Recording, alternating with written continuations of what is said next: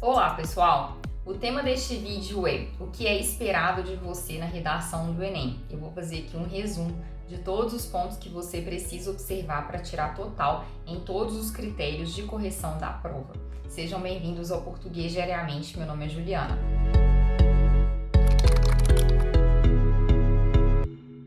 Pessoal, para desenvolver este raciocínio, eu vou falar dos critérios de correção, o que eles observam em cada um desses critérios para atribuir nota. Se eles observam, você também precisa observar. Então vamos lá. Sobre o critério 1, você precisa dar conta de construir estruturas sintáticas excelentes. Então o que seria isso? Não deixar sobrar palavras e nem faltar palavras. Então, às vezes, por distração, você esquece de inserir uma palavra em determinada frase e aquela palavra faz diferença. Ou ainda você repete uma palavra sem querer. Então, nesses dois casos, você perderia pontos neste critério. Uma outra possibilidade de falha é você colocar orações em um mesmo período que não se relacionam. Então, por descuido, você acrescentou ali uma oração que deveria ter ficado em outro período. Lembrando, o período é da letra maiúscula até o ponto final. Existe ainda a possibilidade de você separar orações que deveriam estar juntas. Então, em todos esses casos, você perde ponto neste critério. E eu vou colocar aqui dois exemplos. O primeiro, de orações que foram separadas e deveriam estar juntas, e depois, de uma oração que sobrou em um período. Então, vejam só a diferença que faz. Imagine que um candidato tem escrito assim: tendo em vista que a lei prevê o direito das crianças de frequentar a escola e que o ensino básico é fundamental para o crescimento delas, ponto. Então, se o candidato para aqui, ele deixa o interlocutor aguardando, porque quando você lança um tendo em vista que, você normalmente faz um acréscimo, uma observação, alguma coisa referente a esse primeiro ponto que você colocou. Então, tendo em vista alguma coisa, então depois o seu leitor aguarda. Uma possibilidade de continuação seria: tendo em vista que a lei prevê o direito das crianças de frequentar a escola e que o ensino básico é fundamental para o crescimento delas, o acesso às instituições de ensino precisa ser viabilizado para todos os brasileiros. Então vejam que aqui a sentença está completa, porque você lança o tendo em vista que e depois você acrescenta a sua verdade, o ponto extra que você tinha para acrescentar, considerando esse tendo em vista aqui. Então, orações coordenadas que se relacionam, ou ainda oração principal e oração subordinada, é muito importante que você verifique se você não está separando orações que precisam estar juntas. Agora, sobre orações que sobram, vejam esse exemplo. Uma das causas da falta de escolarização é o crescimento do número de adultos despreparados para o mundo do trabalho. Piores ficam os índices de desenvolvimento do país. Então, esse trecho, piores ficam os índices de desenvolvimento do país, não tem a ver com o que foi posto antes. Então, o seu leitor sente que alguma coisa ali está sobrando, que alguma coisa não deveria estar naquele ponto. Então, não só cuidar dessa parte básica de não repetir palavra, de não deixar a palavra sobrar, não deixar a palavra faltar, não separar orações que deveriam estar juntas e nem colocar orações em um período que não tem a ver com as outras que já estão ali. É importante também que você pense em fazer uma intercalação, usar subordinadas. Quando você faz uso desses recursos, você se mostra habilidoso em construir períodos, em construir parágrafos, e é isso que eles consideram ser uma estrutura sintática excelente. E, de fato, um escritor, uma pessoa que é mais experiente em escrita, ela dá conta de fazer isso de uma forma adequada, de um jeito compreensível, de um jeito que agrega. Claro, se você não conseguiu desenvolver a esse nível, é importante que você se faça compreendido. Então, não utilize aquilo que você não dá conta de utilizar. Se você ainda não conseguiu desenvolver essa habilidade de fazer uma intercalação, às vezes de fazer uma inversão, é melhor que você simplifique as suas construções, porque pelo menos você se fará compreendido. É ruim quando você tenta fazer alguma coisa que você não tem habilidade ainda, que você ainda não desenvolveu, e aí acontece o contrário, você não atinge o seu objetivo e inclusive deixa o seu corretor com aquele ponto de interrogação com o que você quis dizer. Além da estrutura sintática, você precisa olhar também para os desvios gramaticais. Então, esses desvios podem estar relacionados à forma como você escreve uma palavra. Então, você errou ortografia, você não acentuou, você não usou hífen, você não usou maiúsculo onde deveria ter usado. Então, todos esses erros relacionados à escrita de palavras te fazem perder pontos aqui neste critério. Além disso, outros critérios, outros pontos da gramática, então, uso de crase, uso de a regência, concordância, vírgula, todos esses pormenores. Também perde ponto quando você utiliza palavras informais, então um vocabulário inadequado. Eles pedem lá na proposta que você utilize o vocabulário formal, então se você não faz isso, você vai perder pontos aqui neste critério. Além disso, utilizar uma palavra que não tem o sentido adequado para aquele contexto. Então, às vezes, você utiliza uma palavra pensando que ela significa alguma coisa, tem um sentido X, quando na verdade é um sentido Y, e aí você emprega, mas não consegue transmitir o que você realmente gostaria, porque a palavra não tem o sentido que cabe ali em determinado contexto. Então, tudo isso precisa chamar a sua atenção para que você garanta a sua nota no primeiro critério. Sobre o segundo critério, então o que você precisa prestar atenção? Primeiro, se você está fazendo a abordagem completa do tema, você só consegue fazer isso se você entende exatamente o que está sendo proposto. Então, vamos supor, vou colocar o exemplo do ano passado. Eles pediam para você falar sobre o estigma associado às doenças mentais na sociedade brasileira. Então, uma pessoa que falou sobre doenças mentais de forma geral não conseguiu atender ao que estava sendo pedido, porque essa palavra estigma faz diferença aqui. Então, para que você consiga abordar o tema, para que você não tangencie ou para que você aborde ou que você aborde apenas parte, é fundamental que você entenda exatamente o que está sendo pedido. Segundo ponto, uso de repertório. Então, você precisa usar conhecimentos de outras áreas e esse conhecimento precisa ter a ver com o que você está falando ali, com o seu tema, com a sua discussão. Não pode ser cópia do texto motivador e também precisa ser legítimo, então precisa existir. Então, se você cita a frase de um filósofo pensando que era de outro e você cita o autor errado da frase, vamos supor, ou no desespero a pessoa inventa uma obra, inventa alguma coisa que não existe, aí ela vai ter problemas aqui nesse critério, porque não é legítimo o repertório que ele está citando. Lembrando que esse repertório pode ser algum conteúdo de história, pode ser algum conteúdo de filosofia, então um teórico de sociologia, um teórico de filosofia, um filósofo, pode ser também um livro, pode ser um filme, pode ser um estudo, pode ser qualquer elemento que seja legítimo, que exista, que seja conhecido. Isso também é muito importante, porque às vezes você cita um estudo que não é oficial, ou um livro que não que está disponível em um blog, vamos supor, e não foi publicado oficialmente, enfim, precisa ser algo conhecido. E por fim, falar aqui do tipo textual.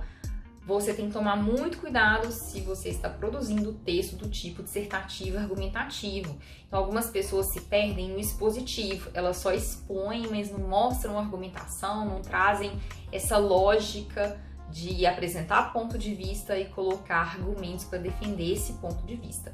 E se você foge dessa lógica, você não produz texto do tipo certo, então esteja atento. No critério 3, eles observam como que você molda o seu discurso, em que sentido? Pense que o repertório serve para ilustrar, para que o seu leitor visualize melhor o seu argumento. Então aqui é a capacidade que você tem de selecionar o repertório, o conhecimento de outra área, que tem a ver com o ponto que você está desenvolvendo em determinado parágrafo. Então, é fazer essa seleção, fazer a organização, fazer a relação e fazer a interpretação. Então, vamos pensar agora na relação. Então, você conseguir mostrar exatamente o propósito de você ter feito aquela citação. E para que a pessoa reconheça isso, ela tem de ver como que aquele repertório tem a ver, ele se relaciona com a ideia que você está apresentando. Sobre a organização, tem a ver com hierarquia. Então, a ordem que você escolhe para os elementos aparecerem, essa ordem vai fazer diferença para a recepção da mensagem. Então, às vezes, uma ordem é mais produtiva do que outra, então é você dar conta de ter sensibilidade para perceber isso. E sobre a interpretação, é você ir além do só expor o conhecimento de outra área, do só citar aquele conhecimento. Você tem que desenvolver, trazer aquela ideia para o seu argumento, fazer com que ela se encaixe perfeitamente com o que você está dizendo. Eu sempre me lembro aqui, neste critério, de projeto, né? Então, a pessoa sentia a minha intenção em ter posto aquele conhecimento e eu fazer aquele conhecimento se relacionar, ter a ver, fazer com que o meu leitor sinta como que as coisas ali se relacionam, tá? Sobre o critério 4, o que você precisa pensar? Nos elementos de coesão. Então aqui a gente pode pensar tanto na retomada quanto na progressão. Então o seu texto ele acontece quando você vai fazendo ali as retomadas, vai dando continuidade, e para que você consiga fazer esse movimento, esse entrelaçamento, você precisa de substantivos que representam sinônimos, você precisa de pronomes relativos, demonstrativos, pessoais, você precisa de numerais, você precisa de conjunções. Então, as conjunções te ajudam principalmente na parte da progressão e você mostrar como um trecho se relaciona a outro. Então, você traz a ideia de explicação, de oposição, de conclusão. Então, e tudo isso tem a ver com esse critério. E aí, você não pode se descuidar de acrescentar um elemento de coesão em cada parágrafo e em pelo menos 2 ocorrências você utilizar elementos interparágrafos, você utilizar elos, a coesão ali entre parágrafos. Isso é essencial. Se você utiliza menos do que 2 operadores argumentativos interparágrafos, você deixa de atingir o que é esperado para que a nota máxima aconteça. E a minha dica é: estude os operadores argumentativos. Então, são essas palavras que te ajudam, sobretudo, na sequência, em dar prosseguimento à sua ideia. Então, sob esse viés, ademais, portanto, tendo em vista, considerando que, você pode considerar esses elementos moldadores do seu discurso. E entram aqui nessa parte, nesse critério de correção. Então esteja atento, você precisa ter um elemento de coesão dentro de cada parágrafo e você precisa ter pelo menos 2 elementos interparágrafos para que você atinja a nota máxima. Critério 5, finalmente, o que é esperado? A esperada solução. Então você precisa trazer uma solução que tenha a ver com o problema que você mostrou. Não adianta ter a solução completa que não resolve o que você desenvolveu ao longo do texto. Então essa capacidade de enxergar o que tem a ver, o que poderia solucionar o que você mostrou. E além disso, tem de respeitar os direitos humanos. Isso é essencial. Quem não respeita os direitos humanos perde tudo que teria direito neste critério. Além disso, a sua proposta tem de ter 5 elementos. Quais são eles? Agente, ação, modo ou meio, efeito e detalhamento. Esse agente não pode ser impreciso, não pode ser alguém, um pronome indefinido assim. Também não pode ser o leitor, porque tem candidato que conversa com o leitor.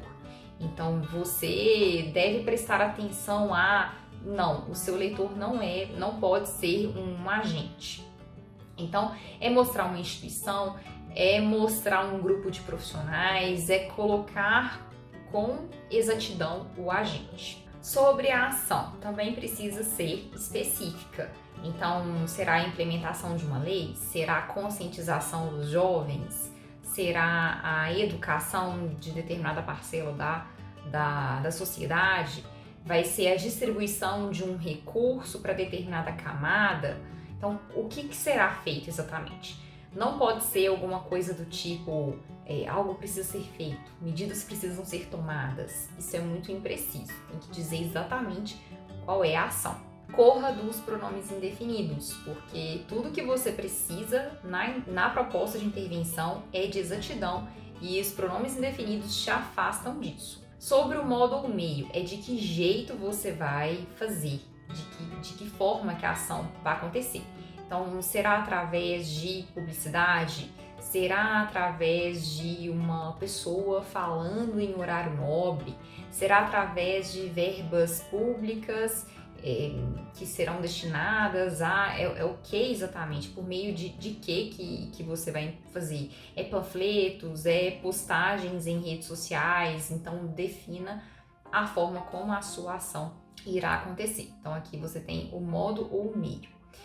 E o efeito, então o que você irá ter ou o que a sociedade terá com a implementação da proposta.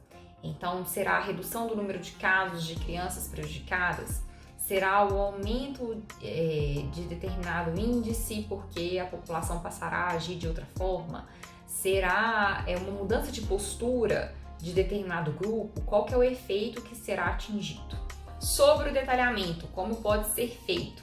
Você deve escolher entre um dos elementos postos, então pode ser a ação, pode ser o agente, pode ser o efeito, pode ser o modo ou o meio, e detalhar um deles. Então você não conseguirá detalhar todos, isso é impossível porque você não tem espaço. Então escolha um. Informações importantes. Os parceiros não servem de detalhamento para os agentes, porque você vai inserir novos elementos, você não vai detalhar o que já foi posto. Adjuntos adverbiais de modo e de lugar também não funcionam como detalhamento. Então, você dizer que uma medida será implementada no lugar tal, no espaço tal, na televisão, no rádio, seja onde for, você pode acrescentar essa informação se isso tornar a sua proposta de intervenção mais clara, mas saiba que não funcionará como detalhamento, você não ganhará pontos por isso. E sobre os adjuntos adverbiais de modo, do mesmo jeito. Então, você dizer que algo deve ser feito de forma eficiente ou de forma clara e didática. Então, esses modos de forma eficiente, de modo claro e didático, não funcionam também como detalhamento. E, por fim, as orações adjetivas também não funcionam como detalhamento. Então, você dizer o Ministério da Saúde, que é o órgão responsável por determinada atividade, deve implementar determinada medida. Então, esse trecho, que é o órgão responsável por determinada atividade, funciona como oração adjetiva e não funciona como detalhamento. Então, esteja atento a todos esses pontos. Uma possibilidade de detalhamento é você acrescentar uma estratégia que poderia ser empregada para realizar a ação que você está propondo, porque dessa forma o processo será acelerado, aquela ação acontecerá em menos tempo e isso favorecerá as pessoas que dela se beneficiarão, vamos supor. Então aí você teria um detalhamento.